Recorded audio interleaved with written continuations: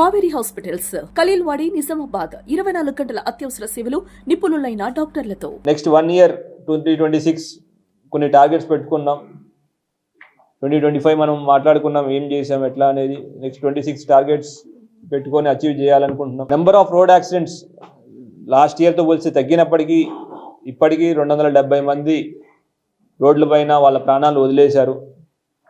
So ఒక concerted effort put in చేయాలా road accident తగ్గించడానికి. దానికోసం వేరియస్ రోడ్ మ్యాప్స్ స్ట్రాటజీస్ తయారు చేసుకుని ప్లాన్ ఇంప్లిమెంట్ చేస్తాం. ముఖ్యంగా helmet enforcement at least with in the city, with in Nizamabad town తో కంటిన్యూ 100% ఇంప్లిమెంటేషన్ కోసం కృషి చేయాలి. నిజామాబాద్ యొక్క పెక్యులర్ సిచ్యువేషన్ ఏంటంటే మనం హైవే పైన ఉంటాం. Number of inter state gangs వచ్చి అఫెన్సెస్ చేసుకుని వెళ్తూ ఉంటాయి. రీసెంట్గా కూడా చూసాం మనం. అయితే inter state check post, inter district check పోస్ట్ని స్ట్రెంథన్ చేసుకుంటూ వాడి మీద అనలిటిక్స్ ద్వారా క్రిమినల్ యాక్టివిటీ ఏమైనా ఉంటే ముందే పసిగట్టడానికి కార్యాచరణ చేస్తున్నాం. ఒక 6000 అక్యూజ్ యొక్క డేటాబేస్ తయారు చేసి వాళ్ళు తెలంగాణలోకి మన నిజామాబాద్లోకి ఎంటర్ అవుతుంటే ఇమీడియట్గా అలర్ట్ వచ్చేదానికి ఒక కార్యాచరణ చేస్తున్నాం.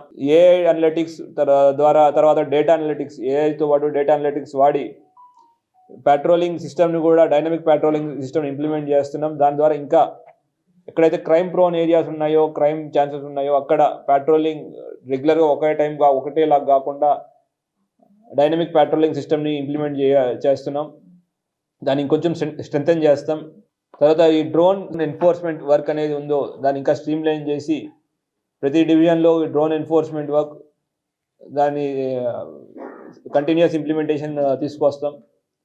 తర్వాత వరదలు, మనకి గోదావరి పరివాహ ప్రాంతం, వరదలు అనుకోకుండా సిరికొండ ఏరియాలో మనకి చూసాం.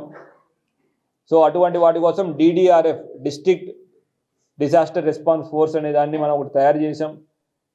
పోలీస్ డిపార్ట్మెంట్లోనే ఈత లేదా అండ్ మిగతా యాక్టివిటీస్ వచ్చిన ఆఫీసర్స్ని ఐడెంటిఫై చేసుకుని వాళ్ళ ద్వారా ఒక చిన్న టీంని ఒకటి తయారు చేసుకుని బోట్స్ అవన్నీ ప్రొక్యూర్ చేసుకోవడం జరిగింది. దీని ద్వారా ఇటువంటి వరదలు కానివ్వండి, మిగతా నార్మల్ డిజాస్టర్స్ ఏవైతే ఉన్నాయో నేచురల్ డిజాస్టర్స్ ఉన్నాయో వాటికి రెస్పాండ్ అవ్వడానికి పోలీస్ డిపార్ట్మెంట్లోనే ఈ DDRF, పోలీస్ డిపార్ట్మెంట్లో DDRF పనిచేస్తుంది.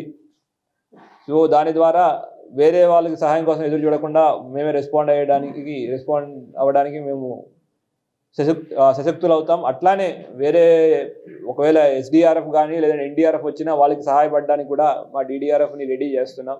Next one of the aim మేము ఏం పెట్టుకున్నాము అంటే CCTV footages, CCTV cameras importance ఉంది. అన్ని విలేజెస్ రీచ్ అవ్వాలి, అన్ని విలేజెస్ కవర్ అవ్వడానికి ఏర్పాటు చేస్తున్నాం. తర్వాత డ్రగ్స్ గురించి, డ్రగ్స్ మీద జరిగే యుద్ధం అనే చెప్పాలా, అది చాలా ఇంపార్టెంట్, ముఖ్యమైనది.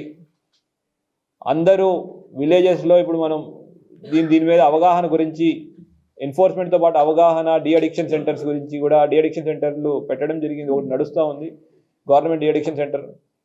బట్ అవగాహన తీసుకురావడానికి, రాబోయే తరాన్ని డ్రగ్స్ నుంచి దూరంగా ఉండడానికి వేరియస్ యాక్టివిటీస్ చేస్తున్నాం. అందులో భాగంగానే say no to drugs, say yes to sports అనే యాక్టివిటీస్, పిల్లల్లో క్రీడలు ప్రోత్సహించి అక్కడి నుంచి డ్రగ్స్ నుంచి దూరంగా ఉండాలి అనే మెసేజ్ కూడా ఇవ్వడం జరిగింది. అయితే దాన్ని ఇంకొంచెం ఎఫర్ట్తో ఇప్పటిదాకా విలేజెస్లోనే ఎక్కువ పెట్టడం జరిగింది. నిజామాబాద్ టౌన్లో కూడా, తర్వాత ఆర్మూరు, బోధన్ టౌన్స్లో కూడా పెట్టడానికి ఇంపార్టెన్స్ చాలా అవసరం ఉంది. ఎడ్యుకేషన్ ఇన్స్టిట్యూషన్స్ అన్నీ కవర్ చేయాలి. అవన్నీ చేసి మనం డ్రగ్స్ ఫ్రీ నిజామాబాద్ తీసుకువెళ్ళాలి. అట్లానే ఈ న్యూ ఇయర్ సెలబ్రేషన్స్ కూడా ఉన్నాయి. అందరికీ ఒకటే పోలీస్ సైడ్ నుంచి ఒక విజ్ఞప్తి, లేదంటే పోలీస్ సైడ్ నుంచి విజ్ఞప్తి, ఎటువంటి డ్రంక్ అండ్ డ్రైవ్ కానీ, ఎటువంటి ఇల్లీగల్ యాక్టివిటీస్ కానీ నిజామాబాద్లో తావులేవు.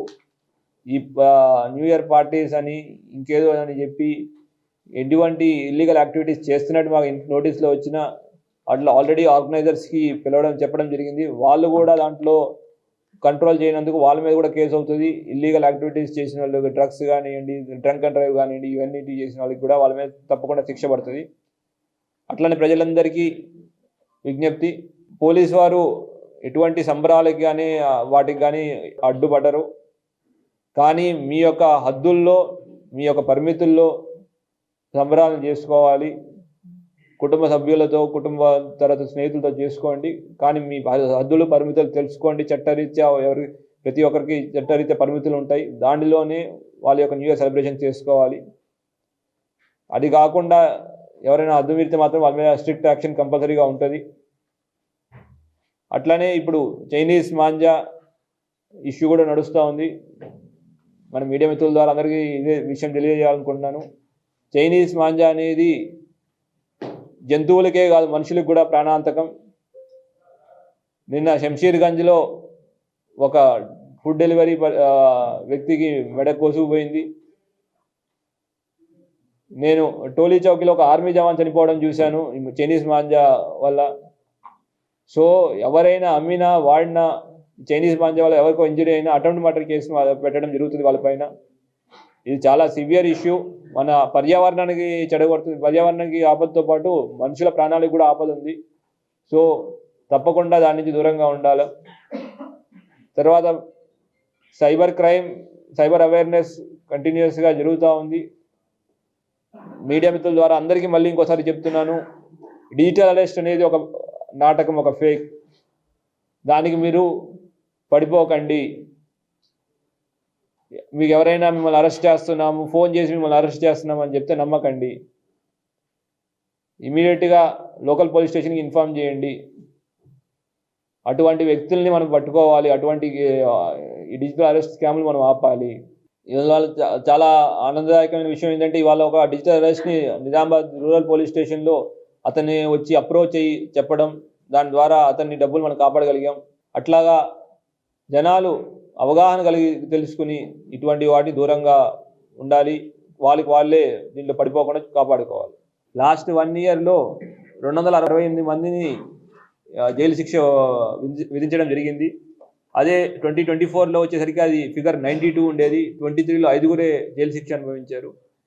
మీరు ఇఫ్ యూ సీ దిస్, మనం కోరిలేట్ చేసుకోవాల్సింది ఏంటంటే, ఈ డ్రంక్ అండ్ డ్రైవ్ ఎన్ఫోర్స్మెంట్, మిగతా ఎన్ఫోర్స్మెంట్ పెరుగుతున్న కొద్దీ యాక్సిడెంట్స్ వల్ల చనిపోయే వాళ్ళ డెత్స్ తగ్గిపోతున్నాయి.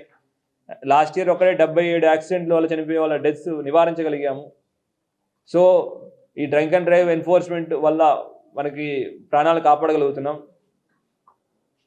అట్లానే ఈ జనవరి 1 నుంచి రోడ్ సేఫ్టీ మాసోత్సవాలని జరుగుతున్నాయి.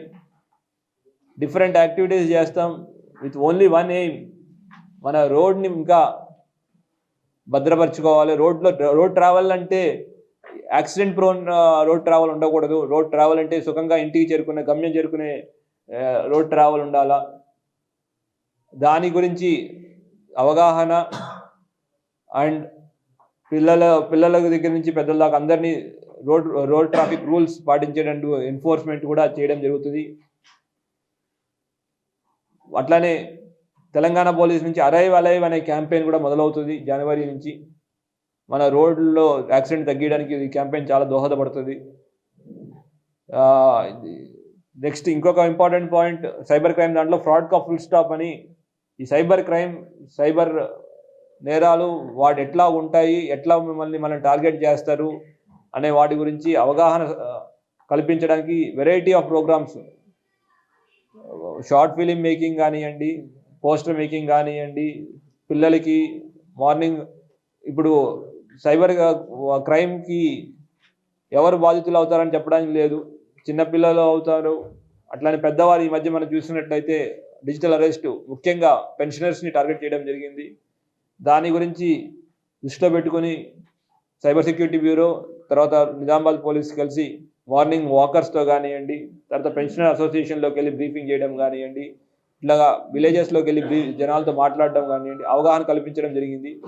సో దట్ మనం సైబర్ ఫ్రాడ్కి లేదంటే సైబర్ మోసాలకి మనం బాధితులు కాకుండా మనం కాపాడుకోవడానికి అందరినీ మనం స్ట్రెంథెన్ చేస్తున్నాం. Thank you.